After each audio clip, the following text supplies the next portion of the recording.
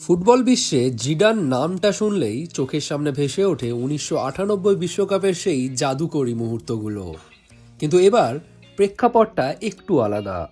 এবার গ্যালারিতে বসে বাবা জিনেদিন জিদান দেখলেন তার ছেলের বীরত্ব। তবে ফ্রান্সের জার্সিতে নয়, ছেলে লুকা জিডান গোলপোস্ট সামলাচ্ছেন আলজেরিয়ার হয়ে।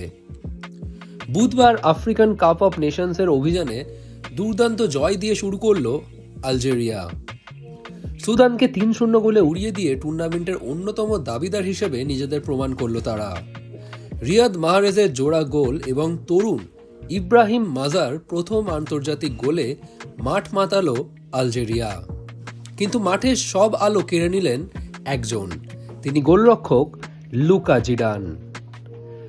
27 বছর বয়সী লুকা জিডান ক্যারিয়ারের অনেকটা সময় ফ্রান্সের বয়সভিত্তিক দলে খেলেছেন, কিন্তু শেষ পর্যন্ত তিনি বেছে নিলেন তার দাদুর দেশ আলজেরিয়াকে।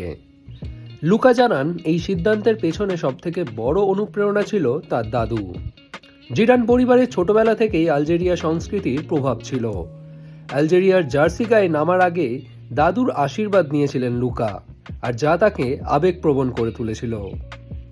অনেকেই অবাক হয়েছিলেন যখন লুকা তার বাবার দেশ ফ্রান্স ছেড়ে আলজেরিয়াকে বেছে নেন, কিন্তু কিংবদন্তি জিনেদিন জিডান সবসময় ছেলের পাশে ছিলেন। জিডান ছেলেকে বলেছিলেন, সিদ্ধান্ত তোমার, আমি শুধু পরামর্শ দিতে পারি। বুধবার স্টেডিয়ামের জায়ান্ট স্ক্রিনে যখনই জিডানকে দেখানো হচ্ছিল, গ্যালারিতে গর্জন উঠছিল। নিজের ফুটবল জীবনে পিঠে শুধু লুকা নাম ব্যবহার করলেও জাতীয় দলের জার্সিতে দাদুকে সম্মান জানাতে লুকা বেছে নিয়েছেন জিডান নামটি। আলেকজান্ড্রে ওকিৎজার চোটের কারণে সুযোগ পেয়েই বাজিমাত করেছেন লুকা। ক্লিনশিট রেখে দলকে জেতাতে সাহায্য করেছেন তিনি। বাবার হাত ধরে ফ্রান্স বিশ্বজয় করেছিল, এবার কি ছেলের হাত ধরে আলজেরিয়া জিতবে আফ্রিকান কাপ অফ নেশনস?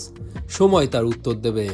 কিন্তু গ্যালারিতে বসে বাবার গর্বিত মুখ আর মাঠে ছেলের লড়াই, ফুটবল প্রেমীদের জন্য এর চেয়ে সুন্দর দৃশ্য আর কি হতে পারে।